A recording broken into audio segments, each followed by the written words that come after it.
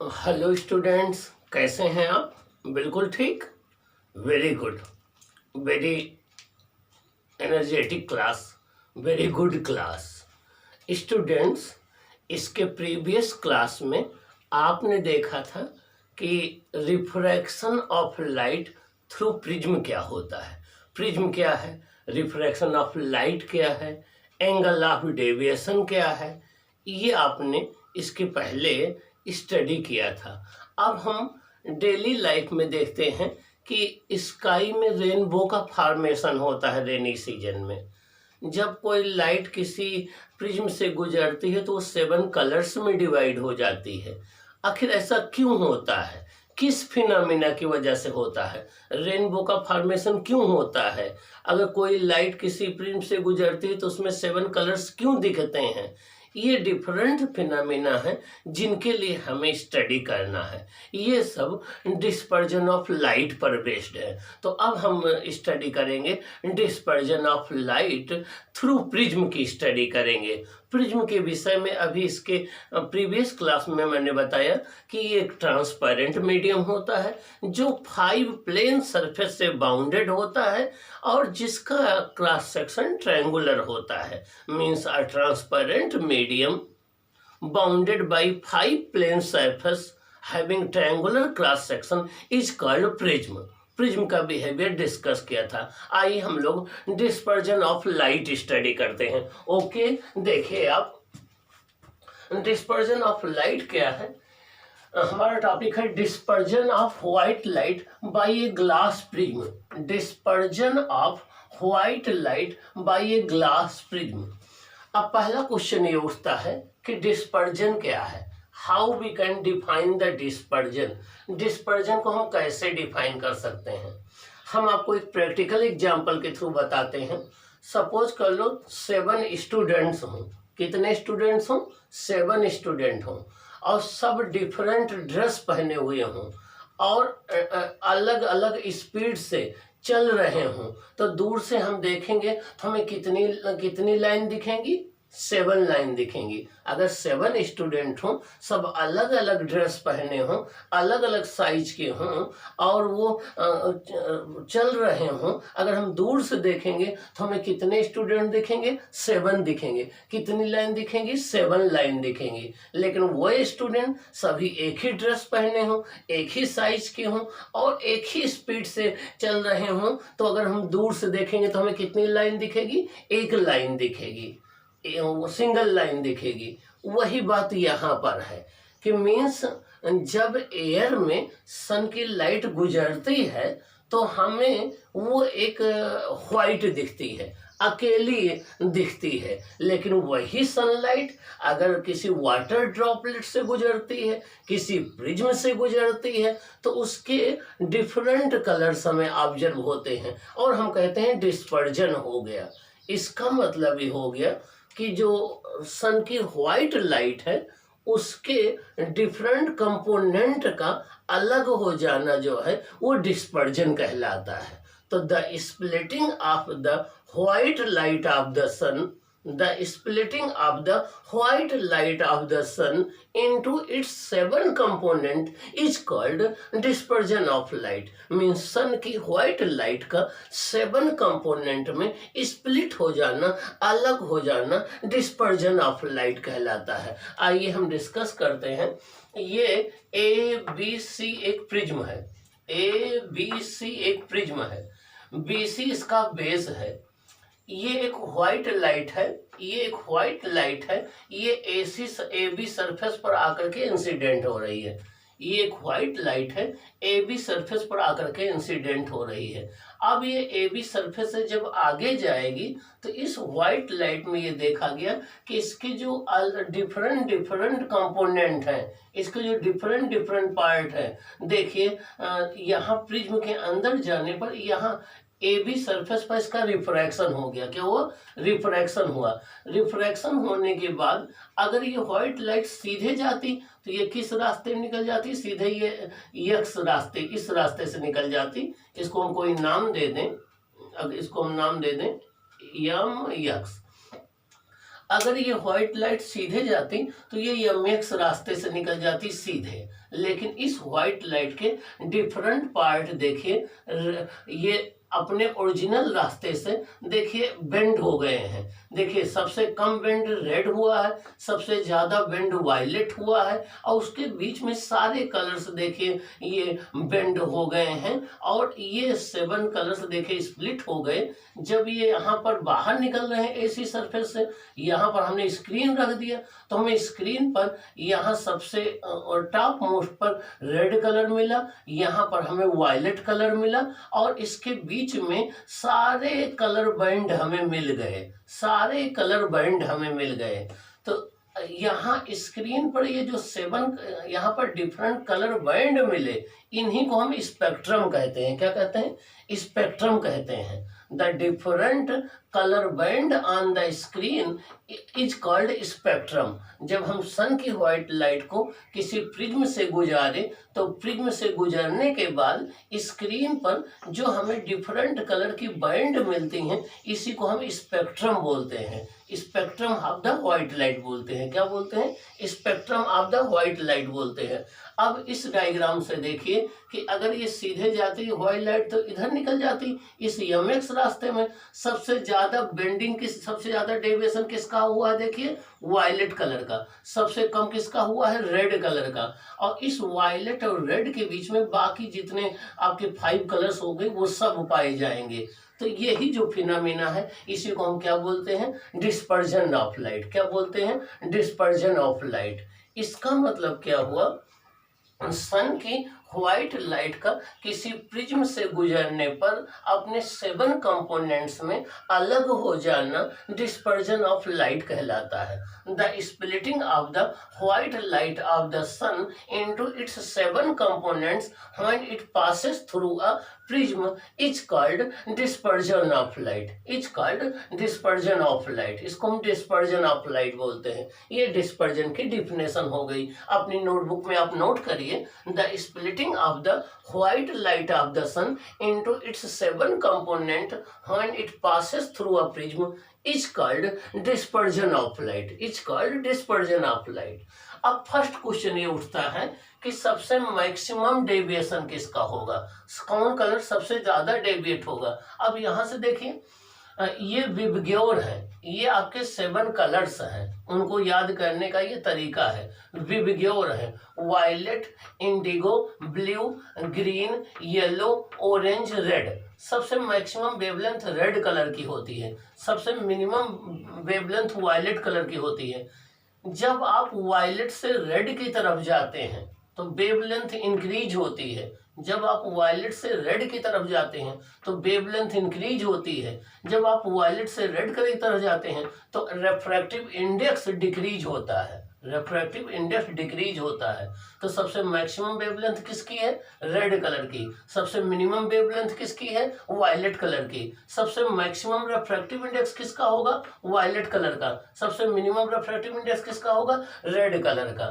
तो ये जो डिफरेंट कलर्स हैं इनके रिफ्रैक्टिव इंडेक्स अलग अलग होते हैं। रेड कलर का रिफ्रैक्टिव इंडेक्स सबसे मिनिमम होता है किसी मीडियम के लिए, वायलेट कलर के लिए रिफ्रैक्टिव इंडेक्स सबसे मैक्सिमम होता है। रेड कलर की वेवलेंथ सबसे मैक्सिमम होती है, वायलेट कलर की वेवलेंथ सबसे मिनिमम होती है। अब जब ये 7 कंपोनेंट, जब ये 7 कलर्स, जब ये 7 कंपोनेंट्स एयर में होते हैं तो ये सब कंबाइंड होकर के व्हाइट दिखते हैं और हमें एक सिंगल लाइट दिखती है व्हाइट। जब यही 7 कंपोनेंट किसी प्रिज्म के अंदर गुजरते हैं तो उसके अंदर अलग अलग कलर का डेविएशन अलग अलग हो जाता है। रीजन क्या है कि इनके रिफ्रैक्टिव इंडेक्स अलग अलग हैं, डेविएशन इनके रिफ्रैक्टिव इंडेक्स पर डिपेंड करता है। इसलिए इसके 7 पार्ट्स अलग हो जाते हैं, सेपरेट हो जाते हैं, या हम कहें स्प्लिट हो जाते हैं। यही स्प्लिट होने की फिनोमेना डिस्पर्जन कहलाती है। अब फर्स्ट क्वेश्चन ये उठता है, what is dispersion of light? हमने आपको बता दिया कि the splitting of the white light of the sun when it passes through a prism is called dispersion of light. Next question उठता है, व्हाट इज स्पेक्ट्रम? स्पेक्ट्रम क्या है? अब स्पेक्ट्रम क्या है? The colour band, the different colour bands on the screen the different color bands on the screen when white light passes through a prism is called spectrum. Means screen पर जो different colour की एक colour band बनती हैं इन्हीं को spectrum कहते हैं। अब नेक्स्ट क्वेश्चन होता है what is white light. White light क्या है? What is white light? तो व्हाइट लाइट की definition soon low. the light that gives the same spectrum as that of the light of the sun is called white light। Means वो light जिसका वैसा ही spectrum मिलता है जैसा सन की light का मिलता है उसे व्हाइट लाइट कहते हैं। The light that gives the same spectrum as the light of the sun is called white light. White light को हम पॉलीक्रोमेटिक लाइट कहते हैं। पॉलीक्रोमेटिक कहते हैं जिसमें कई वेवलेंथ हों, कई फ्रीक्वेंसी हो। देखिए इसमें कई वेवलेंथ हैं, वायलेट से लेकर के रेड तक इसमें 7 वेवलेंथ हैं। तो कई वेवलेंथ या कई फ्रीक्वेंसी की लाइट जो मिक्स होती है उसे हम पॉलीक्रोमेटिक कहते हैं। सन की लाइट पॉलीक्रोमेटिक है, बल्ब की लाइट पॉलीक्रोमेटिक है। मोनोक्रोमेटिक लाइट कहते हैं जो सिंगल वेवलेंथ की होती है। नेक्स्ट क्वेश्चन है मैक्सिमम डेविएशन का किस कलर का होता है? तो आंसर आपका है मैक्सिमम डेविएशन वायलेट कलर का होता है। नेक्स्ट क्वेश्चन है मिनिमम डेविएशन किस कलर का होता है? मिनिमम डेविएशन रेड कलर का होता है। नेक्स्ट क्वेश्चन यहाँ से आता है कि ग्लास में या प्रिज्म में मैक्सिमम स्पीड किस कलर की होगी? तो स्पीड जो डिपेंड करती है वो वेवलेंथ पर डिपेंड करती है। तो रेड कलर जो है किसी ग्लास में या प्रिज्म में सबसे मैक्सिमम स्पीड से चलेगा। तो जो मैक्सिमम स्पीड होगी वो आपकी रेड कलर की होगी। अब अगला क्वेश्चन ये उठता है मिनिमम स्पीड किस कलर की होगी? मिनिमम स्पीड जो होगी वो आपके वायलेट कलर की होगी। किसकी होगी? वायलेट कलर की। तो जब भी ग्लास प्रिज्म से 7 कलर्स गुजरते हैं तो सबसे मैक्सिमम स्पीड से रेड कलर चलेगा, सबसे मिनिमम स्पीड से वायलेट कलर चलेगा। अब क्वेश्चन ये होता है कि मैक्सिमम रिफ्रैक्टिव इंडेक्स किसका होता है, किस कलर का? देखिए रिफ्रैक्टिव इंडेक्स और वेवलेंथ में रिलेशन होता है small n equal to a plus B upon lambda plus C upon lambda square. यहाँ n क्या है? Refractive index. लेमडा क्या है? वेवलेंथ। तो n प्रोपोर्शनल क्या है? 1 अपॉन लेमडा। n प्रोपोर्शनल क्या है? 1 अपॉन लेमडा। मतलब क्या हुआ? जिसका लेमडा मीन्स वेवलेंथ ज्यादा होगी उसका रिफ्रैक्टिव इंडेक्स कम होगा, जिसकी वेवलेंथ कम होगी उसका रिफ्रैक्टिव इंडेक्स ज्यादा होगा।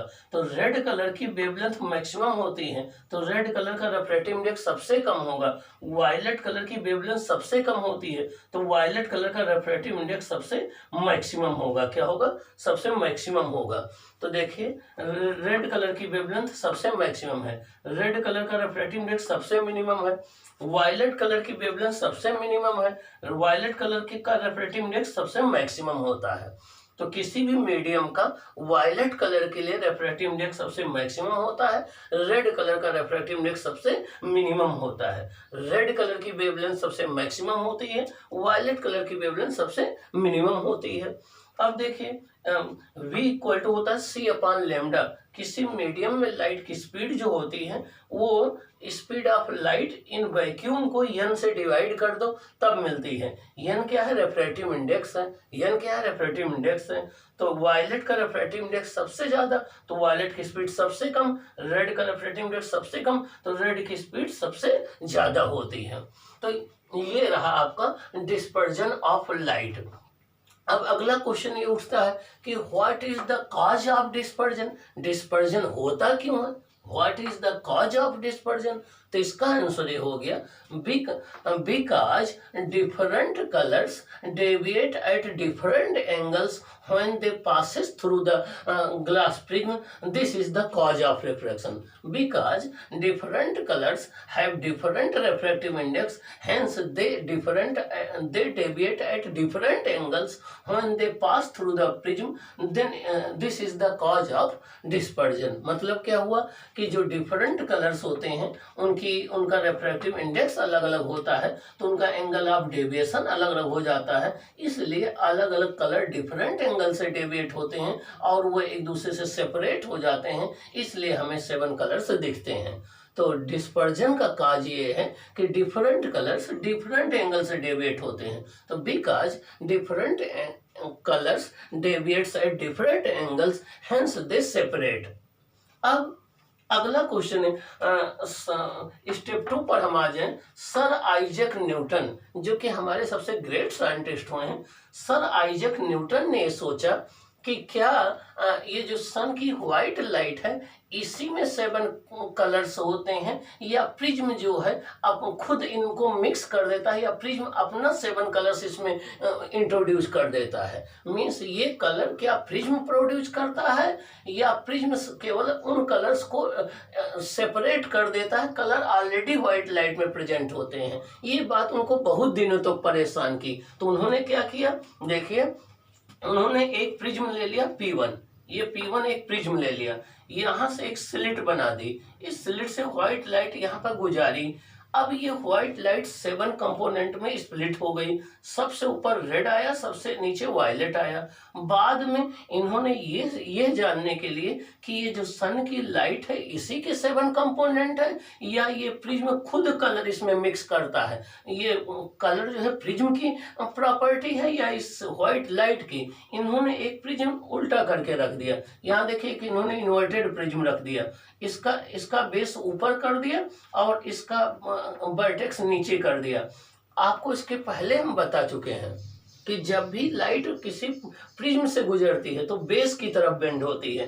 अब पहले रेड और वायलेट ये था, बाद में जब इस प्रिज्म से बाहर लाइट निकली तो इन्होंने देखा व्हाइट लाइट इनको मिल गई, तो व्हाइट लाइट इन्होंने यहाँ से इंसिडेंट किया था, यहाँ इनको 7 कलर्स मिले, फिर इन्होंने प्रिज्म को उल्टा करके डाला तो फिर व्हाइट लाइट मिल गई स्क्रीन पर।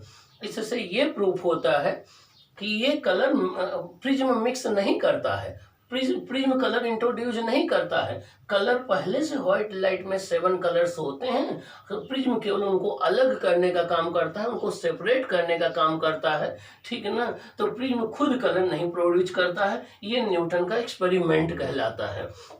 तो इसका कंक्लूजन क्या निकला, prism does not produce colours but only it separates the different colours of white light. मतलब प्रिज्म खुद कलर्स नहीं प्रोड्यूस करता है, इसका काम ये होता है कि व्हाइट लाइट में जो 7 कंपोनेंट हैं उनको स्प्लिट कर देना या उनको अलग कर देना, ये चीज ये न्यूटन्स का एक्सपेरिमेंट था।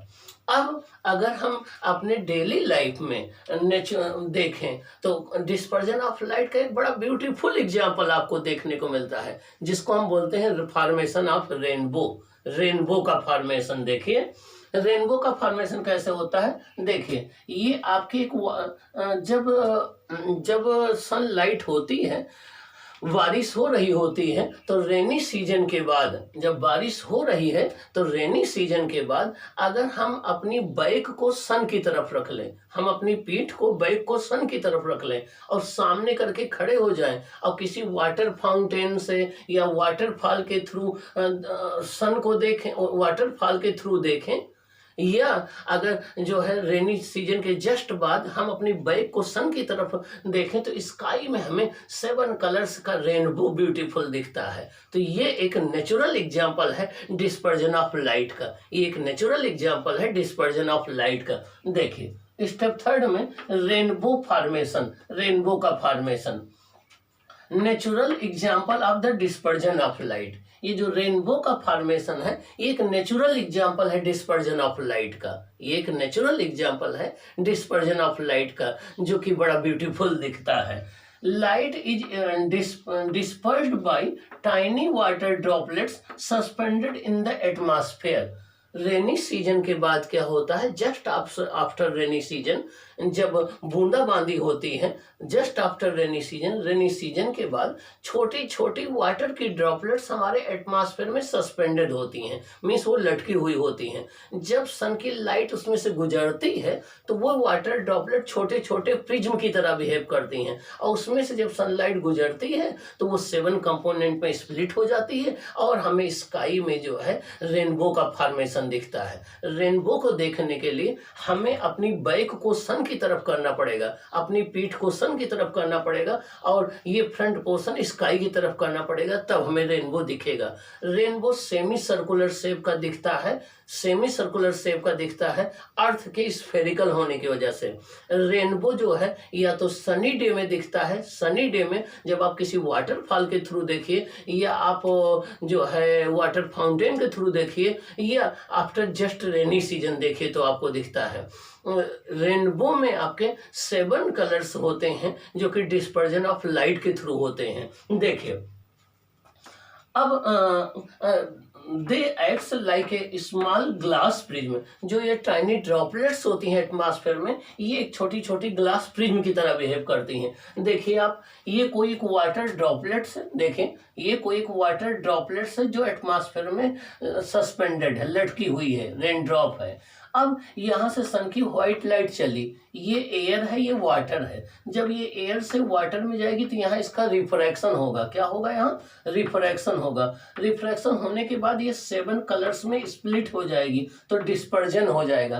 पहले रिफ्रैक्शन हुआ, फिर डिस्पर्जन हुआ, फिर ये लाइट आकर के यहाँ इनर सरफेस पर वाटर के गिरेगी। देखिए यहाँ इनर सरफेस पर गिरेगी, यहाँ से इसका इंटरनल रिफ्लेक्शन हो जाएगा। देखिए ये इंटरनल रिफ्लेक्शन हो रहा है, ये लाइट फिर यहाँ पहुंच रही है, इसके बाद ये वाटर से एयर में आ रही है तो फिर इसका रिफ्रैक्शन हो रहा है। और यहाँ पर देखिए रेड और वायलेट कलर अलग हो गए, यहाँ पर हमें रेनबो का फॉर्मेशन दिखेगा।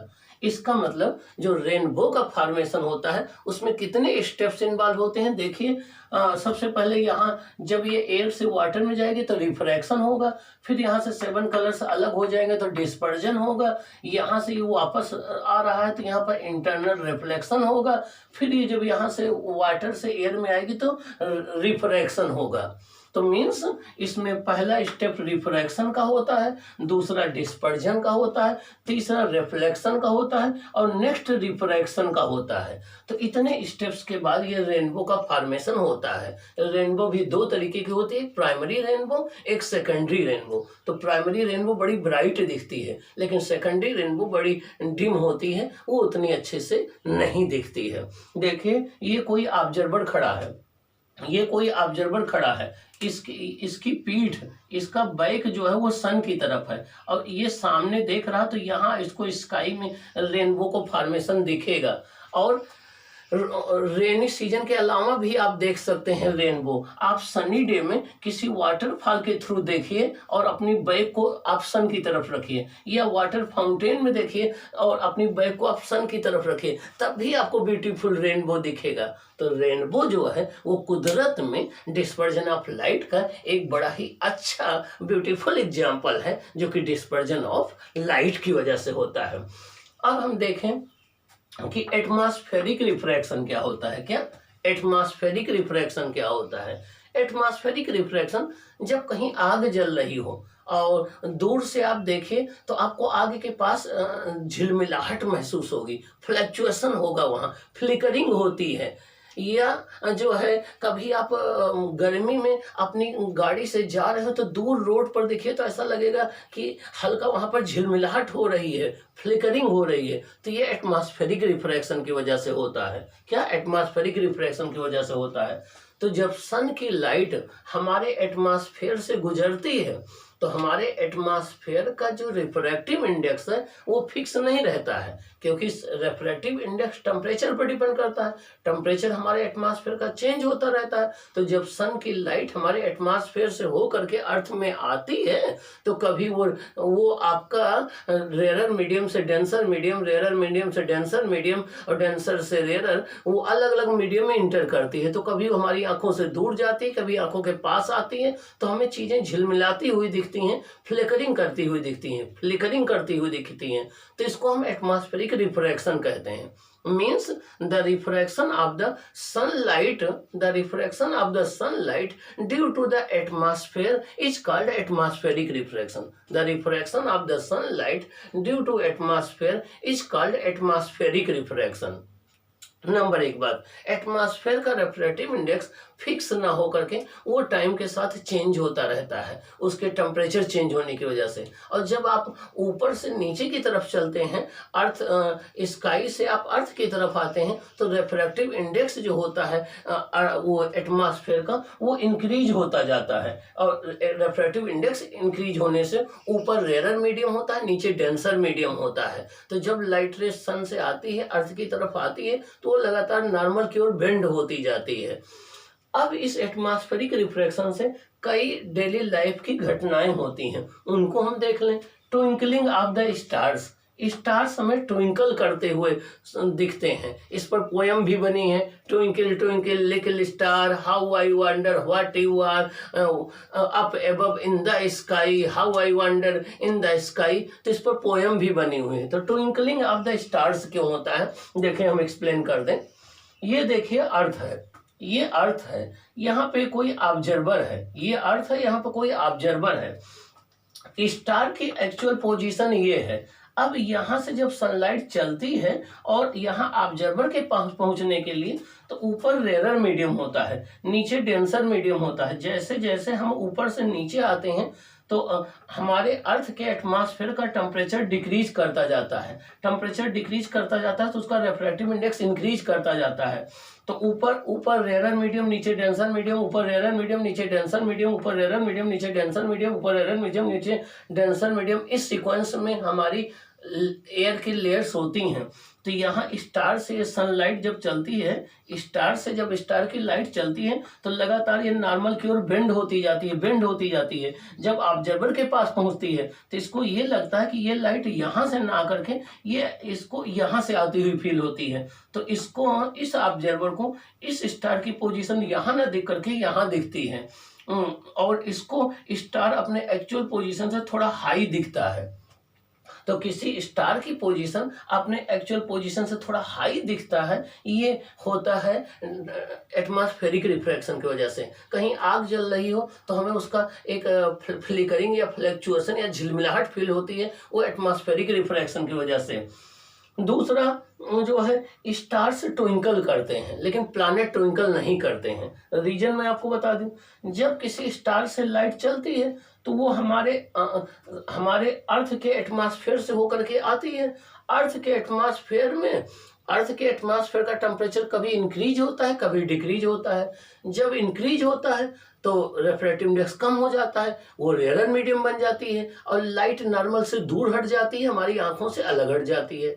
जब टेम्परेचर डिक्रीज होता है तो डेंसर मीडियम बन जाता है, लाइट नॉर्मल की ओर बेंड हो जाती है और हमारी आई में ज़्यादा लाइट पहुंचती है। तो कभी हमारी आई में ज़्यादा लाइट, कभी कम लाइट, कभी ज़्यादा लाइट, कभी कम लाइट पहुंचती है। तो स्टार्स हमें कभी डिम दिखते हैं, कभी स्टार्स डिम दिखते हैं, कभी फेंट दिखते हैं, कभी ब्राइट दिखते हैं, कभी डिम दिखते हैं। और इसी को कहते हैं ट्विंकलिंग ऑफ द स्टार। ठीक ना, ट्विंकलिंग ऑफ द स्टार। तो इसको एक्सप्लेन कैसे करेंगे? When sunlight passes through different layers of the atmosphere, then sometimes layers of the atmosphere behave as a rarer medium and sunlight goes away from the normal and less light reaches into our eyes. But sometimes it behaves as a denser medium and light ray bend towards the normal and more light reaches into our eyes. In this way, sometimes stars appears brighter, sometimes dimmer, hence they twinkle. This is called twinkling of the stars. But planets twinkle नहीं करते हैं। Reason क्या है कि planet का size बहुत बड़ा होता है, वो पास भी होते हैं, उनका अपना लाइट भी नहीं होता है। तो वहाँ हम प्लैनेट को एक इनफाइनाइट लाइट सोर्स से बना हुआ मान सकते हैं। तो प्लैनेट के एक पॉइंट से जो लाइट चलती है दूसरे पॉइंट के द्वारा कैंसिल हो जाती है, नलीफाई हो जाती है। तो हमें एक यूनिफॉर्म इल्यूमिनेशन दिखता है, बराबर लाइट दिखती है, ज़्यादा कम नहीं दिखती है, इसलिए प्लैनेट्स ट्विंकल नहीं करते हैं। अब अगली बात देखिए, advance sunrise and delayed sunset. इसका मतलब क्या हुआ? Advance sunrise and delayed sunset. जब हमें सन निकलना होता है, सनराइज होने वाला होता है, देखिए ये आपका अर्थ है, देखिए ये आपकी अर्थ है, यहाँ पर कोई का ऑब्जर्वर है, ये आपका अर्थ है, यहाँ पर कोई का ऑब्जर्वर है, ये अर्थ का एटमॉस्फेयर है, देखिए ये अर्थ का एटमॉस्फेयर है। ये लाइन होरिजन है, ये लाइन क्या कहलाती है? होरिजन। क्या कहलाती है? होरिजन। ये आपका होरिजन है, ये होरिजन है। अब जब ये सन होरिजन के नीचे होता है तो हम कहते हैं वो अभी सनसेट है। और जब ये सन होरिजन के ऊपर आ जाता है तो हम कहते हैं सनराइज है। देखिए, जब ये सन होरिजन के नीचे होता है, जब ये सन होरिजन के नीचे होता है तो हम उसको, जब ये सन होरिजन के नीचे होता है, देखिए ये आपकी अर्थ है, ये आपकी अर्थ है, ये इसका एटमॉस्फेयर है, यहाँ पर कोई एक ऑब्जर्वर है और ये लाइन होरिजन लाइन कहलाती है। ये लाइन क्या है? होरिजन लाइन कहलाती है। जब ये सन होरिजन से नीचे होता है तो उसको हम कहते हैं सनसेट हो गया। जब ये होरिजन के ऊपर होता है तो हम कहते हैं सनराइज हो गया। अब सन से यहाँ से देखिए जो ये लाइट रे चल रही हैं, यहाँ से सनलाइट जो चल रही हैं, जैसे जैसे ऑब्जर्वर के पास आती हैं वो बेंड होती जाती हैं, बेंड होती जाती, बेंड होकर के जब यहाँ ये लाइट पहुँचती हैं तो इस ऑब्जर्वर को दिखता है कि ये सनलाइट यहाँ से आ रही है, इसको सन यहाँ दिखता है और सन इसको होरिजन के ऊपर दिखने लगता है। इस तरीके से 2 मिनट पहले ही इसको सन दिखने लगता है एक्चुअल सनराइज के। ऐसा एटमॉस्फेरिक रिफ्रैक्शन की वजह से होता है। फिर से देख लीजिए, ये आपकी अर्थ है, ये उसका एटमॉस्फेयर है, ये अर्थ है, ये उसका एटमॉस्फेयर है, यहाँ पर कोई एक ऑब्जर्वर है और ये होरिजन है। होरिजन क्या होता है? जब हम जो है बहुत ऊंची बिल्डिंग पर खड़े हो जाएं और दूर देखें तो हमें ऐसा लगेगा स्काई और अर्थ एक दूसरे से मिल रहे हैं, उस लाइन को हम होरिजन बोलते हैं। तो यहाँ ये सन अभी होरिजन के नीचे है, अभी ये सनराइज नहीं हुआ है, लेकिन यहाँ से जब लाइट चलती हैं तो एटमॉस्फेरिक रिफ्लेक्शन की वजह से ये बेंड होती हुई ये ऑब्जर्वर में पहुँचती हैं। ऑब्जर्वर को लगता है कि ये लाइट यहाँ से आ रही है और सन इसको यहाँ ना देख करके होरिजन के ऊपर दिखता है, इसको सनराइज दिखने लगता है। और जो एक्चुअल सनराइज का टाइम है उसके 2 मिनट पहले दिखने लगता है। तो और जब सनसेट होने लगता है तो 2 मिनट बाद तक दिखता रहता है। इस तरीके से एटमॉस्फेरिक रिफ्रैक्शन की वजह से 4 मिनट का डिफरेंस आ जाता है पूरे डे टाइम में। अगर एटमॉस्फेयर ना होता तो हमारा दिन जो है वो 4 मिनट कम होता, मतलब दिन 4 मिनट छोटा हो जाता। ये कहलाता है advance sunrise and delayed sunset. मतलब सन का अपने एक्चुअल सनराइज टाइम से 2 मिनट पहले दिखाई पड़ना और अपने एक्चुअल सनसेट से 2 मिनट बाद तक दिखाई पड़ना, ये कहलाता है advance sunrise and delayed sunset. और जब सनराइज सनसेट के समय सन को देखो तो वो एक चपटी डिस्क जैसा दिखेगा, एक फ्लैटेंड डिस्क जैसा दिखता है, वो भी एटमॉस्फेरिक रिफ्रैक्शन की वजह से होता है। तो एक बात मैं फिर एक्सप्लेन कर दूं कि जो स्टार्स हैं वो ट्विंकल करते हैं। वो ट्विंकलिंग क्यों होती है? वो होती है जब स्टार से लाइट चलती है, हमारे एटमॉस्फेयर से गुजरती है, तो एटमॉस्फेयर में कभी वो डेंसर मीडियम की तरह बिहेव करता है तो लाइट नॉर्मल से दूर चली जाती है, हमारे आँख में कम लाइट पहुँचती है। कभी वो डेंसर मीडियम की तरह बिहेव करता है तो मैक्सिमम लाइट नॉर्मल की ओर बेंड हो जाती है, हमारी आँख में ज़्यादा लाइट पहुँचती है, तो हमें वो स्टार्स ब्राइटर दिखता है। इस तरीके से ब्राइटर डिमर दिखता है तो स्टार्स ट्विंकल करते हैं, लेकिन प्लैनेट ट्विंकल नहीं करते हैं। कोई स्टार अपनी एक्चुअल पोजीशन से हाईयर पोजीशन पर दिखता है, ये भी एटमॉस्फेरिक रिफ्रैक्शन की वजह से है। तो आपने देखा ये डिफरेंट जो फिनोमेना आपकी डेली लाइफ में है वो डिस्पर्जन ऑफ लाइट पर बेस्ड है और इनको अच्छे से आपको प्रिपेयर कर लेना है, इनका डायग्राम बना लेना है, इनका नोट बना लेना है और ये एग्जाम के लिए आपके लिए इम्पोर्टेंट है। ओके, अब हम डिस्कस करेंगे स्कैटरिंग ऑफ लाइट क्या है।